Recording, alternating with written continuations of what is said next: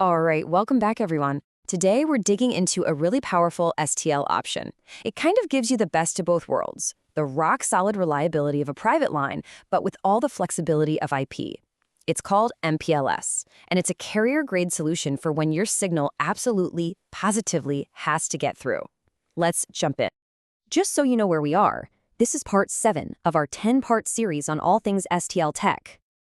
So what's the big promise here with MPLS? What's the big deal? Well, imagine for a second you could get all the benefits of sending your audio over an IP network, but without all the chaos and, the unpredictability of the public internet. That's the core idea here. It's like creating your very own private, high-speed highway just for your broadcast audio.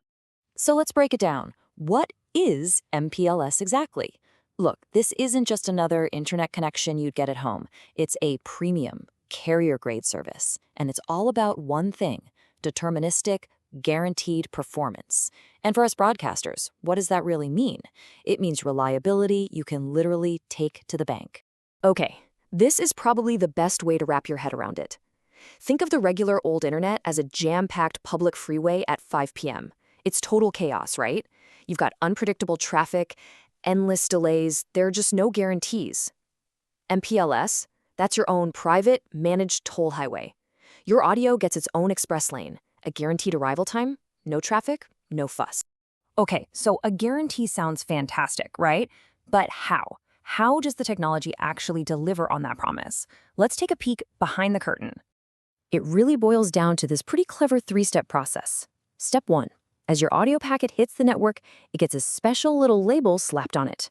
Step 2, all the routers inside the carrier's network, they don't have to do any heavy thinking. They just look at that simple label and instantly know where to send your packet. It's way faster than looking up complex IP addresses. And then step 3, and this is really the magic sauce here. This whole system lets the carrier build a predetermined, totally congestion-free path just for you. From your studio, straight to your transmitter. No detours, no rush hour traffic jams.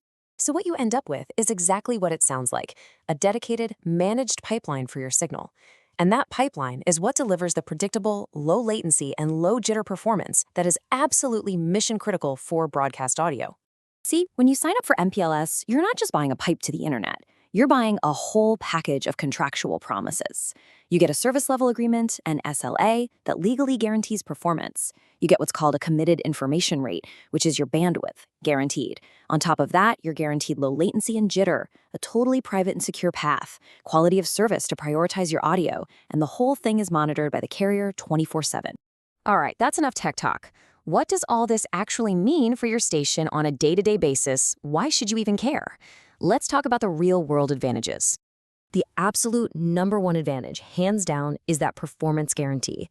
And it all hinges on that SLA, the service level agreement. This isn't just a marketing slogan, it's a binding contract.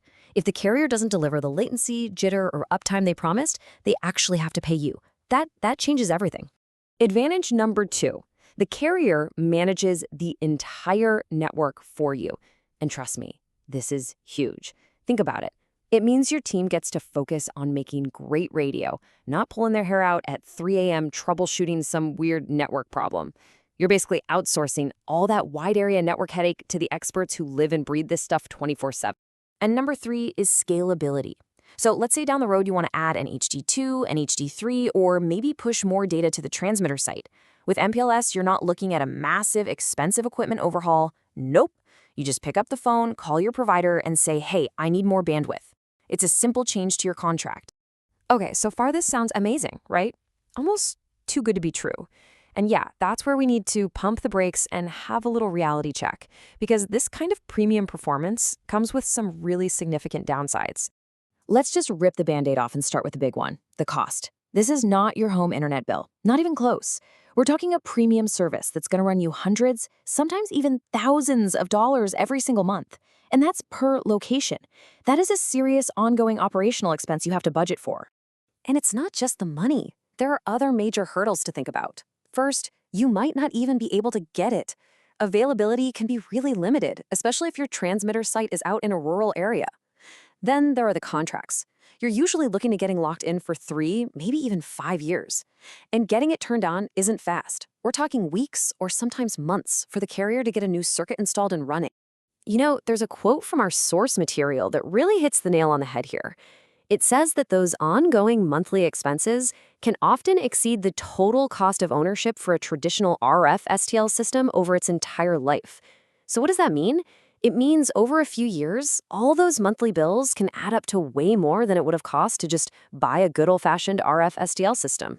So this all leads us to the real economic bottom line. If you're going to make a smart decision here, you can't just look at the price tag on day one. You have to look at the total cost of ownership, the TCO, over the long haul. So let's ask the big question. If we look at this over, say, 5 years, what's the real cost? What does the math actually tell us? Okay, this chart right here makes the trade-off incredibly clear. On one end, you've got your traditional RF link. See that big initial bar? That's a huge upfront capital cost. But after that, your operating costs are practically zero. Then in the middle, you have a standard internet-based STL. Super low cost to get started, right? But you've got those moderate ongoing monthly bills. But now, look at MPLS. The initial cost is low, which is tempting, but look what happens when you add up those huge recurring fees, month after month, for 5 years. The total cost of ownership can actually end up being the highest of all 3 options by a long shot. And that really brings us to the final critical question that you have to ask yourself.